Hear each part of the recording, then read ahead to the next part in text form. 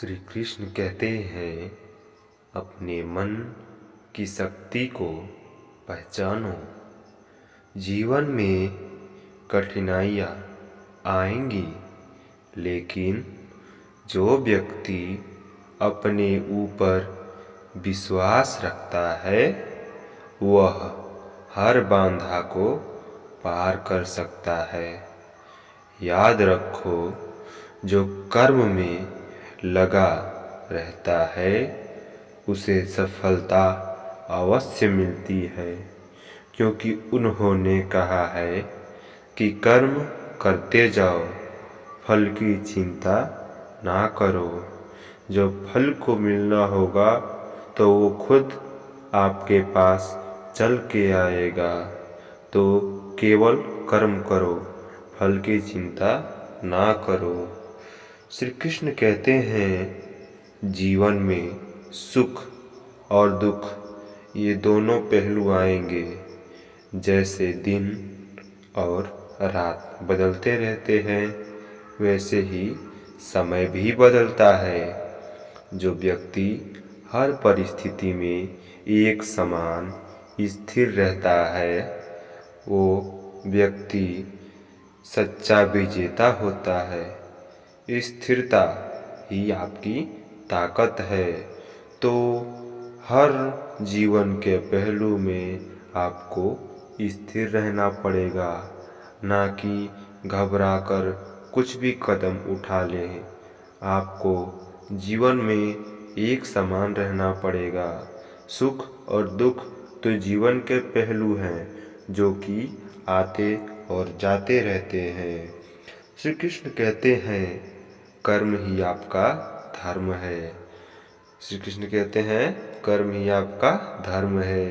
यदि आप फल की चिंता किए बिना अपने कर्तव्य को पूरा करेंगे तो सफलता आपके पीछे चलेगी। याद रखें, जो अपने कर्म को पूरा करता है वह हमेशा सफल होता है, क्योंकि सफल व्यक्ति के पीछे पूरा कर्म किया हुआ रहता है। श्री कृष्ण कहते हैं, धैर्य सबसे बड़ा गुण है। जब आप कठिन समय से गुजर रहे हो तो धैर्य रखें। समय का चक्र घूमता है, क्योंकि आपको पता ही होगा कि हर अंधेरी रात के बाद एक नई सुबह जरूर आती है, और वह सुबह आपके लिए एक नया सवेरा लेकर आती है। श्री कृष्ण कहते हैं, जो व्यक्ति दूसरों के लिए अच्छा सोचता है और करता है, उसका जीवन हमेशा खुशहाल होता है। दूसरों की भलाई में ही अपनी भलाई छुपी है। अपने कर्मों से दूसरे के जीवन में खुशी लाओ और उसी खुशी से आप भी आनंदित रहो, ना कि दूसरे के साथ ईर्ष्या रखो, उसके साथ आप गलत काम करो तो आपकी जीवन को भी हानि हो सकती है, ना कि उसी के जीवन को। तो आप एक साथ घुल मिल कर रहो और चारों तरफ खुशी को फैलाओ। श्री कृष्ण कहते हैं, डर मन का सबसे बड़ा दुश्मन है। आप कोई भी काम कर रहे हो, उससे पहले ही आप डर जाते हो कि नहीं, ये मेरे से काम नहीं होगा, तो आप इसका मतलब पहले ही हार मान जाते हो। इसे हराना सीखो। जब तक आप डर से मुक्त नहीं होते, तब तक आप अपने सपनों को पूरा करने के लिए सोचो। साहस ही आपकी सबसे बड़ी ताकत है। अगर आपके अंदर साहस है तो आप दुनिया की कोई भी जंग को जीत सकते हो। अगर आप साहस से एक समान कहीं भी खड़े रहो तो आपकी विजय निश्चित है। जैसा कि श्री कृष्ण कहते हैं, जीवन में प्रेम और करुणा से बढ़कर कुछ नहीं है। जब जीवन में आप किसी के लिए प्रेम और करुणा दिखाते हो तो आपको भी किसी भी परिस्थिति में कोई भी आपसे प्रेम से ही बात करेगा और करुणा दिखाएगा। जो व्यक्ति दूसरे से प्रेम करता है और करुणा दिखाता है वही सच्चा इंसान होता है। प्रेम ही ईश्वर का दूसरा रूप है। इसीलिए आप सभी को एक समान सोचें और प्रेम करते रहें। आजकल गरीब अमीर सब एक समान है, ना कि सब अलग अलग। हम सबको मिलजुल कर रहना चाहिए, ना कि किसी के खिलाफ कैसा भी ईर्ष्या रखें।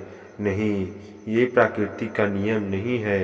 आप सभी लोग एक समान रहें और अपने आप को खुश रखें। श्री कृष्ण कहते हैं हर व्यक्ति के जीवन का एक उद्देश्य होता है। अपने उद्देश्य को पहचानो और उसे पूरा करने में लग जाओ। अपने सपनों को साकार करने के लिए संपूर्ण और साहस जरूरी है। इसीलिए आप अपने अंदर हमेशा साहस रखो, क्योंकि जो व्यक्ति अपने अंदर साहस रखता है वह कोई भी लड़ाई को अपनी मुट्ठी में कर सकता है, अपने सपनों को साकार कर सकता है।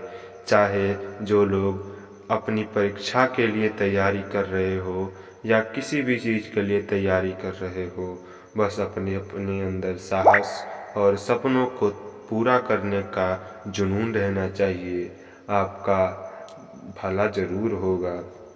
श्री कृष्ण कहते हैं माया यानी भौतिक सुख, जैसे कि अभी लोग पैसे के पीछे भाग रहे हैं, उसे भागना आपके जीवन का उद्देश्य नहीं है। उस पैसे के पीछे भागना आपके जीवन का उद्देश्य नहीं है।